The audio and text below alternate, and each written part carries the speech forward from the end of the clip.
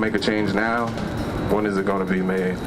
Ahead, learn how some student organizations at WVU are speaking out against stand your ground laws. Also, find out how schools in West Virginia are dealing with budget cuts for special needs students. And straight ahead, a challenge to the state's gay marriage ban.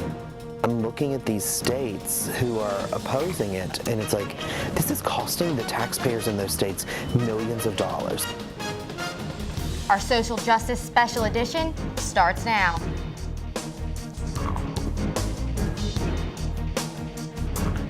It's been almost 2 years since the death of Trayvon Martin. Martin was a 17-year-old African-American high school student in Sanford, Florida, who was shot and killed after an altercation with George Zimmerman. The trial made national headlines, and Zimmerman's not guilty verdict stirred up protests around the nation. More recently, right here in Morgantown. Reporter Brandon Bates joins us now in the studio with more. Brandon? Thanks, Mike and Jess. Stand your ground laws exist in nearly 24 states in the U.S.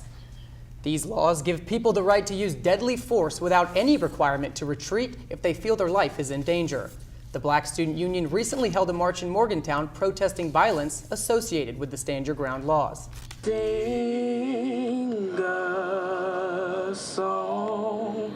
The WVU Black Student Union recently held a march around campus to express their feelings about racial inequality. Vice President of the Black Student Union and the National Association of Black Journalists, Kirsten Miner, says the march wasn't just about racial profiling. It's about addressing all inequalities. We're focusing on racial profiling and stand your ground laws, but also just all injustices that go on across the nation. If we don't make a change now, when is it going to be made? Antoine Christopher was arrested the night of October 19th for obstructing an officer, disorderly conduct, and public intoxication. He shared some of his story. I was beaten with the billy clubs, and I was tased when my hands were behind my back. 81 people marched down High Street being escorted by WVU police, and it was a peaceful protest. More than anything, we want to raise awareness, and we want to include all people of all backgrounds. It's not just limited to the African American community. Although the march was supposed to be silent, many people honked their horns in support of what the group stood for, right here at the student crosswalk on University Avenue. WVU is made up of roughly 3% of African American students, and Christopher thinks he can help racial equality by sharing his story. So like my presence here was vital because I have a story and it can be a catalyst for change. All students are encouraged to join the Black Student Union by visiting their office on campus. A study by Texas A&M finds that states with stand your ground laws have 500 to 700 more homicides each year. 3 same-sex couples are suing West Virginia in an attempt to overturn a ban on same-sex marriage. Government reporter Zachary King found out how people in Morgantown are reacting to the case. I've always been adamant that gay and lesbian Americans should be treated fairly and equally. It's illegal for a gay couple to get married in West Virginia, but it's even harder for a gay person to come out to their family and friends. I had a very homophobic principal, and when it got to her, she wasn't really sure how to take it, and she asked if my parents knew, and I said no, and she kind of gave me the ultimatum to either tell them or she would tell them. West Virginia's Defense of Marriage Act says that marriage is between a man and a woman. A lawsuit against 2 county clerks in the state claims the act discriminates against same-sex couples and their children. And one opponent of the ban says it's also an expensive position for the state to take. I'm looking at these states who are opposing it, and it's like, this is costing the taxpayers in those states millions of dollars. Gay couples can get married in 16 states and Washington, D.C., but not here in West Virginia. According to public policy polling, 70% of West Virginians disapprove of gay marriage. Conaway says she and her partner would also like to be foster parents, but they would have to move out of the state in order to do that. West Virginia will not allow 2 unrelated adults to foster. One of the defendants in the case has asked the judge for more time to file a response to the lawsuit. Zachary King, WVU News, Morgantown. If you're a veteran and you're looking for work, Morgantown may just be your destination. According to a recent study by USAA and Hiring Our Heroes, Morgantown was ranked one of the top 5 best small cities for employing veterans. The study looked at military skill-related jobs, number of government jobs, recent job growth, and the presence of universities in cities. Morgantown received high marks for employing veterans, and WVU was named one of the top institutions for veteran students in 2013. A racial slur or term of honor. The Washington Redskins mascot name is causing controversy in the nation. Reporter Devin Dye has more on how local American Indians are reacting. The American Indians are a proud race of people who have made the United States their home long before the Europeans arrived. They have been struggling with equal rights ever since. The Washington Redskins of the National Football League have been under a lot of pressure by Indian Nation leaders to change the franchise's signature nickname and logo. Mark Tayak says the term Redskin comes from the time when early settlers would scalp Indians for a bounty. When the face would run red from blood, that's where the term Redskin came about. It was not the color of a person's skin. It was not face paint that was put on someone's face. So when we understand the term Redskin and how it came about, we have to ask ourselves, does that honor a race of people? The United States is home to over 500 high schools with nicknames related to the American Indians. West Virginia has at least 7, like Morgantown High School, home of the Mohegans.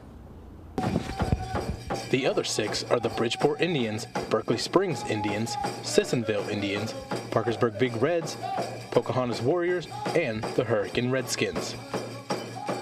We would not, as a society, I'm not saying government, but as a society, we would not tolerate other names that we believe to be racial slurs to be used. You can visit changethemascot.org to learn more about the fight with the Washington Redskins. Devin Dye, WVU News, Morgantown. Funding for children with disabilities is decreasing across the country. This means some services are being reduced and teacher positions are disappearing.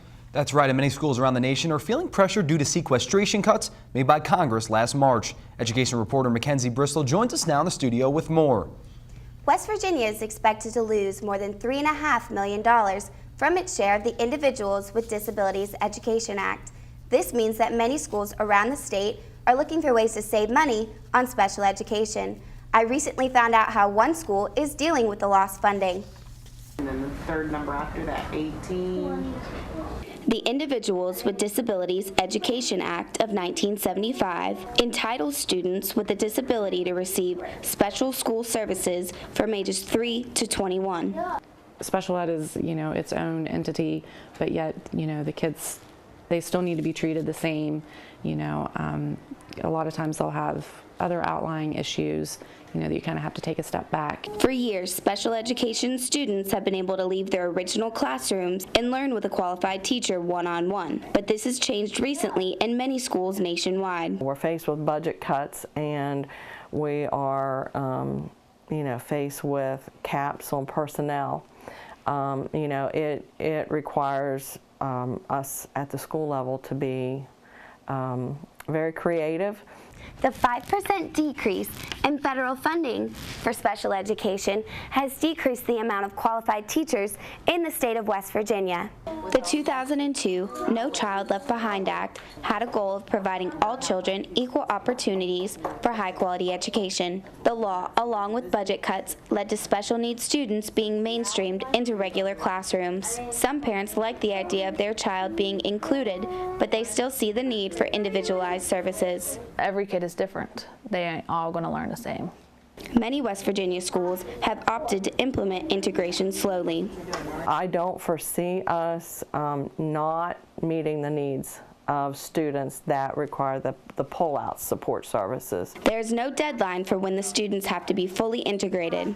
Teachers are working every day to make sure everyone feels comfortable with the transition. In order to deal with these cuts, many schools are not replacing teachers who leave. They're eliminating resource rooms. Mike and Jessica, back to you.